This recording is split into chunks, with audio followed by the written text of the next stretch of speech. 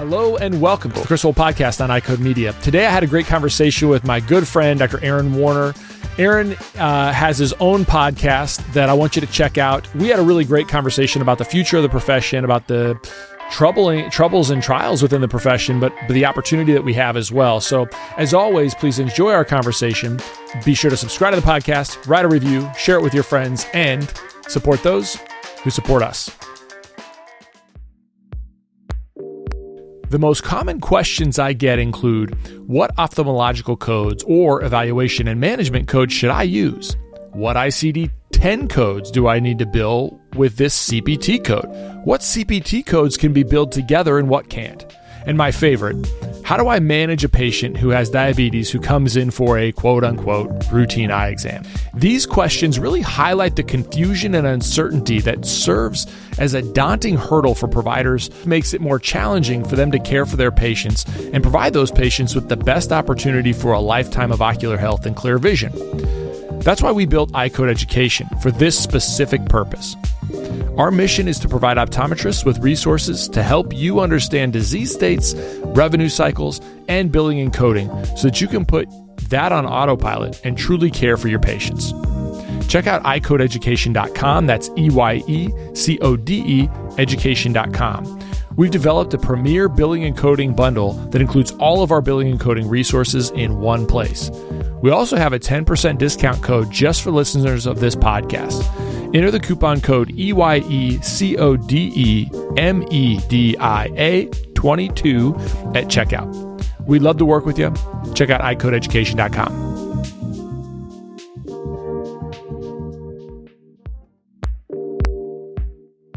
Getting young presbyopes in progressive lenses can be tough, but it doesn't have to be. Verilux Liberty 3.0 lenses are an introductory solution for emerging presbyopes, and they're available in select ad powers. This lens provides an all-in-one balanced vision solution for an accessible and great first-time progressive lens wearing experience. Learn more about Verilux Liberty 3.0 lenses and get free resources to help start the progressive lens conversation with your young presbyopes at slurpro.com/Verilux. I was thinking about, Aaron, kind of the future of the profession. That's one of the things I was thinking about on my way back from Washington, D.C. There's been a lot of things that have occurred within the profession over the last few weeks. We've seen, I don't know if you saw this, but Washington now has passed their advanced scope of practice bill, which includes lasers. I haven't dug into the bill specifically to see exactly what got passed, but on the one end of the spectrum, we've got this amazing, expansion in scope, which helps patients in Washington. On the other end of the spectrum, actually completely opposed in terms of the scope of the country, you've got medicine working their tail off to get Governor DeSantis to sign the bill so that doctors of optometry can't call themselves physicians. So what are we to make of all of this? I think that I think this is a never-ending saga. And I remember Dad telling me about how Grandpa was really proud of the fact that optometrist was the only profession that didn't need drops or medicine to take care of patients. We could look in your eye and see what we needed to see without it. And then, Dad graduated with diagnostics, had to go back and get therapeutics. I was the first class in California to graduate with glaucoma privileges in the state without having to go and do time with an ophthalmologist. So I think within all the battles, we're constantly progressing forward. And interestingly enough, I was having dinner with my best friend and his dad. His dad was a state senator in California and had termed out. And he said the entire time in the state of California, his time in the Senate, optometry versus ophthalmology was the biggest battle that he had to deal with. And he said, I still don't understand what you guys were fighting about, but I can't stand either one of you. which said a lot to me. He said, look, just take care of people. I don't get it. Why is it so hard? And we chatted through a little bit of the why, but I think that it's a constant back and forth, and whenever there's dollars involved and the need to the worry rather about having access to patients, that's always going to be a fear. But I think that taking 3 steps back and looking at history, we're moving forward pretty good. And there are some places where it feels like the battle is tough, and we might lose a battle here or there. California had our expansion scope vetoed by our governor. But when you look at nationally what's happening, I mean, we're getting some pretty cool things that have happened in your and my lifetime, and certainly in our dad's lifetime, going from just having diagnostics to now seeing, quite a few states with laser. Yeah. I mean, it's the same thing I reflect on is in 1998, Nebraska got the authority for optometrists to treat glaucoma. I couldn't imagine practicing without that authority. And even just you and I, we graduated in 2008. So I graduated 10 years after we were granted the authority. I started optometry school 6 years after. And so just like you, my dad had basically 6 years of not having to have an ophthalmologist look over his shoulder for patients who had glaucoma. And we came out of school with, all the ability. I was doing SLTs in school. We were taking care of all of those patient needs from a glaucoma standpoint in school during our training. So even in just that one generation, for you, everybody before you had to get handheld and co-manage a certain number of cases and get signed off before they could do it independently. And you've seen that in your state where you're the first generation that didn't have to do that. And so I agree with you. I think there's all these other opportunities moving forward. And the reality is, and I've said this before, is ophthalmology cannot handle all the patients that they need to see. The point I'm trying to make here, Aaron, is that we have, if I'm ophthalmology, I'm going to try to hammer those other bills just like they've got in Florida all day long, because it takes our attention from trying to help patients and provide better care and more access to care than instead of having to battle these other bills back. So, yeah, you're right. It's a constant battle. I think it really comes down to like identity for the profession. I think there's a huge number, and I think this is where we kind of have to make sure that we, as a profession, we continue to move forward, because it can't just be that we're just more accessible than ophthalmology. I mean, the reality is that we are, and that's a really good argument that we can make. But if we don't believe that when we do the things we're trained to do, we are in fact better than an ophthalmologist doing those same things, then we're just sort of a second tier provider. And I just don't believe that's true. I think optometry has to know that when we're in the exam room with a patient who has a problem, we are the best place for that patient. We're not just sort of an ancillary service because that patient couldn't have gotten in someplace else. Oh, absolutely. It's funny you bring up your identity. I think we have a little bit of an identity crisis, not necessarily as a optometry as a profession, but I think the individual optometrist, and not all of them. But I've seen on enough groups and blogs and chats that I'm over it. I've been out of school for 5 years. I'm kind of getting tired. I'm over it. In school, I don't know about you, but we came away with the feeling that we had to be experts in everything, from low vision to vision therapy to you name it. We had to know it and be able to provide it. We had to be all things to all people. And what school didn't teach me, nor do I think it's their job to, but finding my individual purpose. I mean, my partner, Brittany, she's a dry eye. Like her purpose is dry eye. And if it's not in that, she can touch it and she can help with it, but that's not what brings her the joy. And we've expanded it to clinical research. Most of that happens to be in the dry eye space.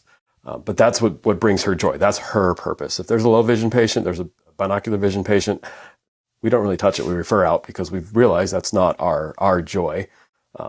I enjoy seeing others succeed. So I'd much rather, see somebody else on the podium that nobody knew about, but they're that hidden talent. That's where I've realized I get a lot of my satisfaction, my personal satisfaction. And I think if we don't figure out what our own individual purposes are and drives are, then it does feel like we're just kind of coming along and everybody's attacking us from all different sides. And for some, that may be, driving political initiatives and getting others to support them. But some may be, patient care driving a business. Some may be, figuring out how to lead, be on the front edge of clinical research, or investigation type stuff. I think that's where I see a lot of people that don't really know their way or feel like that the world's coming down on them, is because they haven't found their North Star. I think, I agree with that. I am just trying to wrap my mind around how many and why we do get this kind of burnout in the profession. Is it debt? I mean, I think that most people coming to optometry, well, maybe I'm wrong, but they come with pretty clear eyes. They kind of have an idea of what they want to do. They chose it for a specific reason. They want to help people. Why do we get that burnout? When you talk to docs, maybe, and the thing is I think I'm kind of insulated. I don't know about you, but the people that I interact with are people that love the profession, that really want to kind of go after the profession, but on a regular basis. But then if I'm in like a large crowd or where I don't know people quite as much, sometimes I see this burnout that occurs. I'm trying to wrap my mind around why it's the case. Did they just not come with open eyes? Did something change that they weren't expecting to change? What do you think? I'm probably going to oversimplify what I'm trying to say, but to me, there's rules to the game that we play. If you're playing baseball, if you're playing football or rugby, there's rules to the game, and the rules are constantly being updated. We've got a pitch count rule this year in baseball that's newer. If you don't know the rules of the game plays you, and it feels like that you don't know what's happening. I don't like the term victim, and I don't think our colleagues think of ourselves as victims, but I do think that when you don't know the rules of the game, you feel like you're on the receiving end. And if you learn the rules of the game, you still may not like the rules, but you can make the adjustments necessary to do so. Manny Machado in San Diego is a perfect example. The dude starts every at bat with a strike because he just won't get in the batter's box, right? Which ultimately hurts the team. And optometry is complicated. We've got not just managed vision care that we're managing.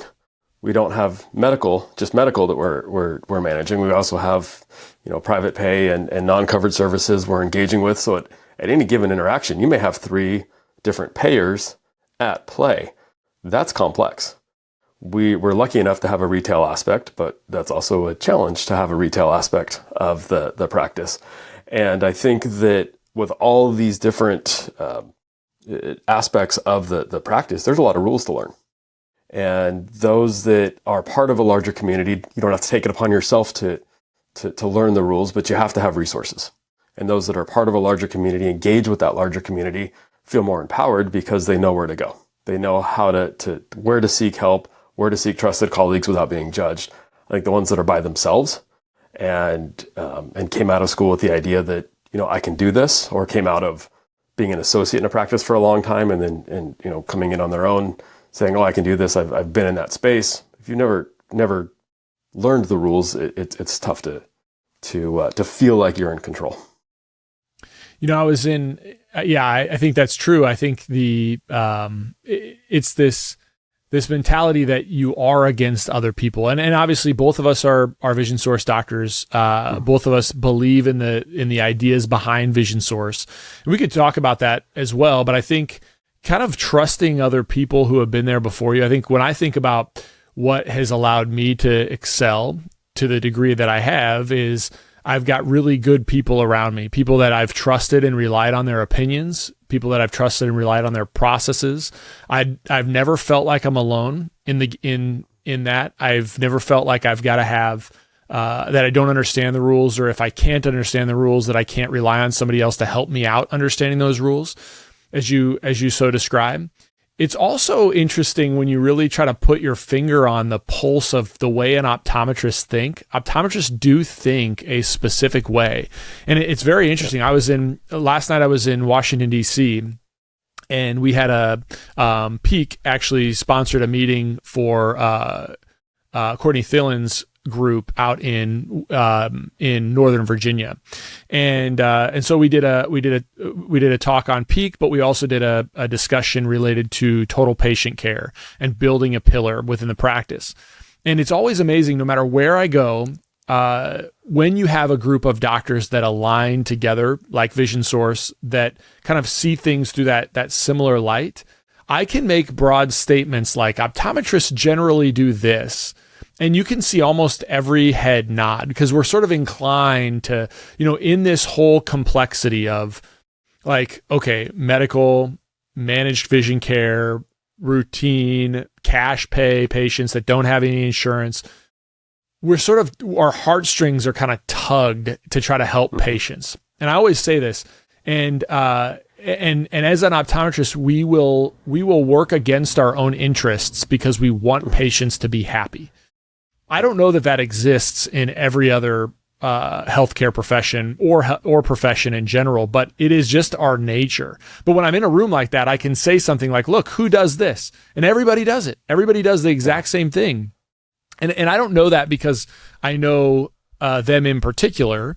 I know that because I'm an optometrist, but I can share that with them and they're willing to share it with me. And then we can get to the underlying problem so that we can fix that problem so that we can still care about patients, but we don't have to completely ignore all the other stuff. But when you have that community that you're talking about, when you have that community that you describe, that you rely on, that you trust, then it's a lot easier to kind of break down those barriers and just call it what it is. Like, look, I want to give my services away because I'm an optometrist. I only want to see a patient one time a year because I'm an optometrist. But anyway, Aaron, I think that's the biggest problem is, or the biggest opportunity. If you have all these other people that align with you and understand what you're doing, then you can kind of get past all of the mistrust and you can get to the heart of the problem and try to fix those problems. Mm-hmm. I agree. I also think that there needs to be we need to be in an environment where it's okay to be vulnerable and say I need help. And what I found in all the Vision Source meetings I go to, because that's where I go most of my time, is that the person saying I need help with problem A usually ends up being one of the people that have a solution when somebody else says I've got a problem, problem B. And so it's this constant just exchange of knowledge and ideas and perspective. So you're never the person that's always needing help. Sometimes you need help, but a lot of the times you're helping provide solutions to somebody else's problem. And outside of the groups that have a good cohesion, when it's just a chicken dinner for whatever company, you don't see that vulnerability. It's rare when you see somebody willing to make a risk or say, hey, I'm having a challenge here. Who's got an idea? It is kind of this standoffish nature. And that's weird because our profession wasn't really built on that. If you think back to when your dad was passing laws and the guys before him, at least in Nebraska, there was this, you had to really collectively work together. And that's what I think built Vision Source and the idea within Vision Source. But you had to work together in order to advance things politically. You couldn't view each other as competitors. Are we viewing each other as competitors more now than we used to? I don't think so. I think it depends on the room you're in. I think within a Vision Source like community, we have people that have offices across the street. Heck, in Hawaii, we've got people that there's 3 different offices in the same office building that are all Vision Source. And you could easily argue that they would be competitors, yet they work together and they're colleagues. I think it's the competition doesn't come from proximity. Competition comes from whether we're willing to work together and leverage each other's strengths, or if we're afraid to show our vulnerabilities to colleagues. What do you think our profession is going to look like? I try to kind of vision cast with where things are going to be. I don't think I can look very far past 10 years. In 50 years, I have no idea. Honestly, I don't know what healthcare is going to look like in the United States and what optometry is going to look like. I wish I could go that far out. 10 years might be hard to see. I think in 10 years for sure, if I were going to predict 10 years, I would think that we certainly have to do more of what we're talking about. I mean, when you look at how long it takes to train an ophthalmologist, when you look at the fact that most ophthalmologists don't want to do general ophthalmology, they want to do subspecialty training. It means that we're going to have to step up for that medical care, and the healthcare system in general is going to have to rely more on optometrists than it currently does. And optometrists are going to have to step up to the plate in a lot of ways to deliver that care. But I can't really go much past 10 years. What are your thoughts about the next 10 years? Well, if I look at just the kind of phone I was using 10 years ago and what I do with my phone today, it's not even comparable. I think that we're going to continue being driven by technology, and with that comes delegation, and we take 2 steps forward and our team takes 2 steps forward with us. So I agree with you. I think that our ophthalmologists that we work with in San Diego are all subspecialists. I joking with them, but I'm half serious that they don't get a referral unless the patient's ready to be, shot, lasered, cut, or stabbed, because that's what they do. And then when they're done, it comes right back to me. And we have a fantastic relationship because of it. If anything, they've worked with us to train the San Diego community, the optometry community, that no, you need to keep this in your office because this is your responsibility, not mine. And I think we're going to see a lot more of that. And the surgeons that have that mentality and build those relationships are going to be the ones that thrive and continue to do better. They're going to be the ones that end up engaging with those of us that are more whole optometry minded, meaning medical and refraction and retail. So I think we're just going to see technology drive us into the ability to take care of more patients at a more efficient pace. What do you think I think our about teams are critically important. Yeah, I agree. I think we're going to have to continue to train our teams really well and hire good people and really work in the community to bring out more people that want to be involved in our practices. I think we're going to have to look at other places that we haven't looked before. I mean, we've never really looked towards nursing or CNAs as ways that we can fill slots, but we may have to. We may have to look at more training programs for technicians and opticians. And so I think we're going to have to bring out those people who do want to help patients. I think the other thing that's really interesting, Aaron, and I think you and I are going to be on a call later with some virtual assistant people, but the real clear definition, and as time goes on, it's hard for our teams, it's hard for my team to fully understand their value physically with patients. I think there are some things that in the future, my value won't be there physically with patients, but I do think even with things like ChatGPT, I'm not sure if you saw the study about patient preferences for responses from ChatGPT compared to physicians and physician grading those responses. There was a study that showed that the physicians grading the responses graded the ChatGPT more favorable to patient questions than having a physician response. So other physicians evaluating those responses said that the responses by ChatGPT were better than the physician responses. I don't think that completely eliminates human beings, because I do think people are going to want to just physically be with somebody. I think they're going to want to still have the understanding of what's going back and forth. They're going to want to have the care that can be provided from a human. But I do think that we really need to be aware of the types of things that artificial intelligence can help us augment when that technology is ready, and then also really focus on in our teams, what do we need to our teams to do physically, and what the value of that is for the practice, and what can be done remotely or by AI, and what the value to that is to the practice. And I think that's going to be a real game changer for those of us that can do it well. We'll have a huge advantage in managing our teams compared to those of us who don't do it well.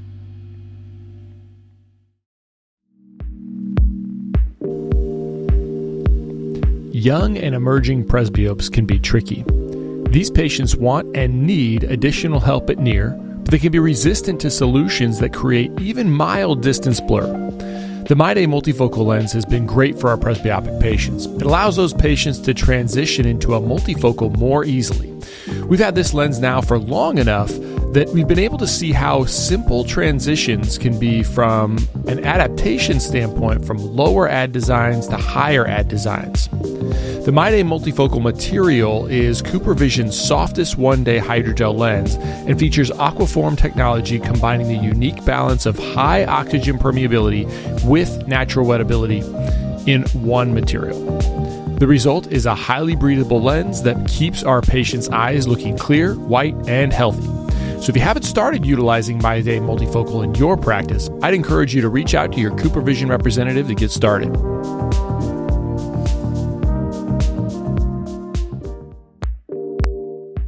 As you know, patients with vitreous floaters are often frustrated by their symptoms. The challenge as clinicians is to offer solutions for our patients for vitreous floaters that are effective. But more often than not, the options of YAG vitreolysis and vitrectomy are not practical because the benefits don't outweigh the risks. That's where Vitreous Health from MacuHealth comes into play.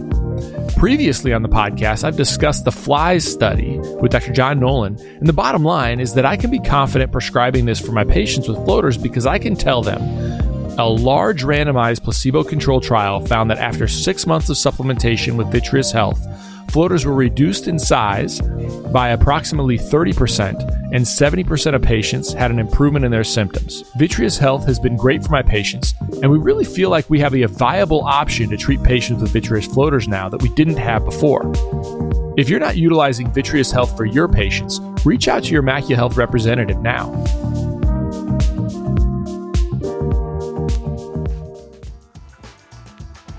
What you're talking about is emotional intelligence and EI. And I think that's the art of providing healthcare. I think technology and AI is going to help us a lot on the diagnosis and even on the recommended treatment side. Because it just, you can pull so many more resources and cross-reference so much data that's going to be super cool to play with and to integrate.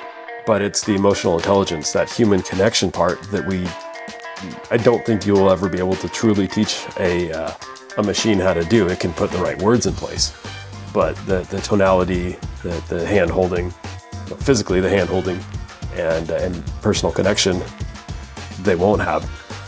Which is interesting. After we had our Vision Source Exchange in San Antonio a couple weeks ago, in one of the discussion groups, there was a question to put out, said, hey, what was your biggest takeaway from the exchange? What did you learn? And I think every single one of them that I went through had a personal connection, a touch point in it. It wasn't, purely a piece of equipment, but if it was equipment, it was an equipment because it's going to help me do better with the patient. But most of it was really personality profiles or, how I can engage with a patient before they come into practice or after they leave the practice. It was really a lot of that personal human touch. Yeah, I know. It's interesting. I wonder if I'm just thinking small about it because I'm like you too. I think, well, of course humans are going to be more human than robots will be, right? But maybe we won't be, the scary part is that we might not, I don't know. I think there's still the soul of a human that can't be replicated. You can have the best programming in the world, but I think maybe not. I don't know. I think that is sort of unreplaceable. Irreplaceable. I think that's irreplaceable. But yeah, I think, answering patient questions, patient emails in, our natural response to answer that patient via email, especially if we know the patient and we've already discussed their condition, we've already kind of gone over everything. We're going to be brief in our response to them. However, we could use AI to get a more complete response and then just sort of personalize it from there. Mrs. Smith, as we discussed when you were in, we decided we were going to treat you via X, Y, and Z. here's some more background on your condition and some other things that you can look up if you want to know more information, and then we can talk more about it, right? And you could use GPT to give you a much more thorough explanation. But the human aspect of like, we were talking about this with your daughter and X, Y, and Z, and now you've really personalized that, plus used the AI to give, better, more complete information. So yeah, that's interesting. It's really interesting. Yeah, I think it's, two quick examples. One, not healthcare related. I had a high school friend pass away and went to his service. I'm not good with words, especially written words. So I typed in what I wanted to share with his family into ChatGPT and asked it to make it, have it come across with a tone of appropriate tone. And so it was able to make me, come across better. And I shared that with the family and they appreciated it, but it didn't replace the overall impact of me being there with them at that time. But collectively, I think that I was able to convey even more to the, sincerity and love to the family than if it was just either by themselves. And then I look at technology. Let's take cataract surgery. It used to be that a good cataract surgeon could tear a perfect little circle in their capsulotomy. Well, they've got a laser to make that perfect circle now. So I still need a good surgeon, but it's just made my good surgeons that much better. And they can focus on other aspects. So I don't think it ever takes away what we do. I think it just helps us become better as long as we use it appropriately. Yeah.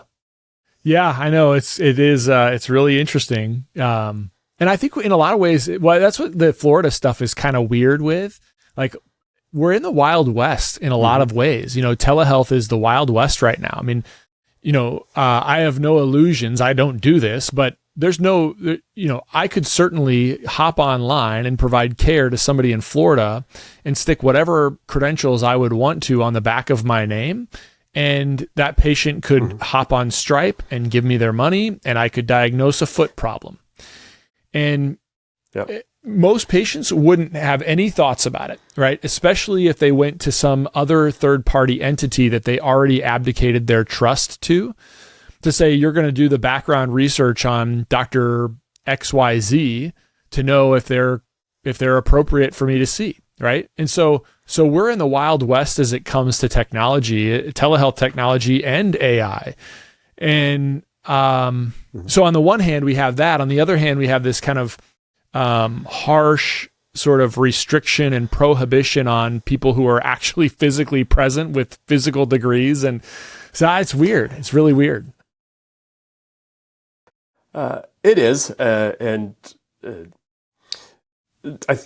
think the interesting part, and we'll circle back to what we started with that what's happening and our attitudes towards it is, we had one of the keynotes from the exchange, John Acuff, and he talked about the stories we tell ourselves.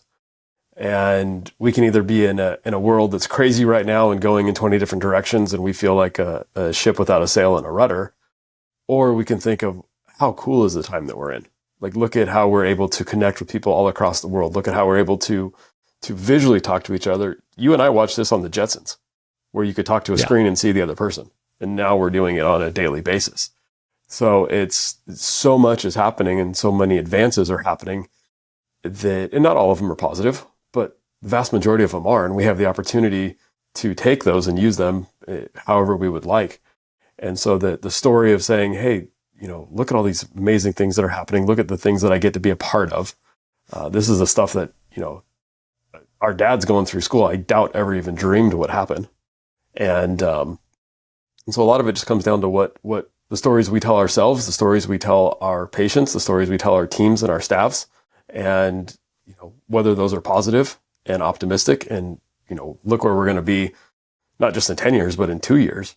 Or they could be negative and feel like that we're being acted upon and everybody's coming after us. And then we get into some burnout issues. I think what I've learned over time is I have a good friend. His name is Tyson Compton. In F3, we call him LPC. And it stuck with me. It was probably 2 months ago. LPC? LPC, yeah. Leather People carriers. So he's a Marine. And so when somebody came up with that, so it's basically like leather shoes. So that's why I got his name LPC. I've had him on the podcast already before, probably 2 years ago. But anyway, a couple months ago, he said, he said to me, I don't really worry about opportunities anymore. What I've learned over time is that you just have to step. Like, you don't even have to know where to step when you think about opportunities. That's why I think when I look at you and I think about why you have such a positive outlook on the profession and on just your life in general, I don't think I've necessarily been conscious of it until the last 3 or 4 years, but I think that's what makes me really optimistic about, even though I kind of reflect on things that might be negative, I'm optimistic. I'm wholly optimistic about the profession, about my place in the profession, about our place in the healthcare system as optometry, and then just our place in the world as humans. I think I'm always optimistic in general, because I just feel like you just have to step, right? All you have to do, you don't have to even, just don't make big mistakes, right? Don't just be dumb, but like, you just have to take the first step in some direction. And if you do that enough, you'll find yourself in the right place. I believe that. It's one of the beauties of being an American, probably. But I believe that for any optometrist that exists right now is just step, just take a motion in some direction and have an idea of where that direction is going to take you, and then take the next step, and then take the next step, and take the next step. And that just makes me optimistic. Yeah. Maybe it makes me naive too, but I think it just makes me optimistic because it's just there's always opportunity. You just have to look, you just have to make the initial movement toward it. Absolutely. I love that. And just, because you can always step in a different direction, but yeah, just take a step, make a decision. And quite frankly, one of the reasons that I wanted to do the podcast that I'm doing with Vision Source is to just talk to all the really cool people that are doing cool things, that have taken those steps. And some of them are huge, and some of them are seemingly on the surface, maybe, not overly significant, but they've had huge impacts. And just learning from other people, hearing their stories, hearing the steps they've taken, and some of the times where they've stumbled a little bit, but how they've been able to keep taking steps to become more positive is selfishly, it's inspirational to me.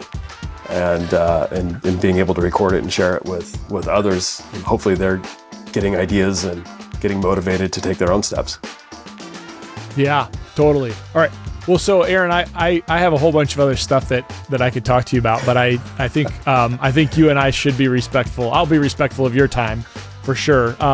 So let everybody know on my podcast, when they're listening to my podcast, where can they find your podcast? Yep. So Independent Insights is the name of the podcast, and we really make an attempt to have shorter conversations, which is a challenge, but about 20-25 minutes, focused on just one thing that impacts independent-owned private practices. I think it's really applicable to really any independent business. But Independent Insights, and where you get your podcast, we should be there. And really, from my perspective, when I listen to this, Aaron, obviously you're talking about things related to Vision Source, but this could be applicable to anybody inside or outside Vision Source. So if you haven't listened to Aaron's podcast yet, and you are not a Vision Source member, you're going to get a lot out of it. If you are a Vision Source member, you're going to get a lot out of it too. So thanks, Aaron, for being on. I appreciate it.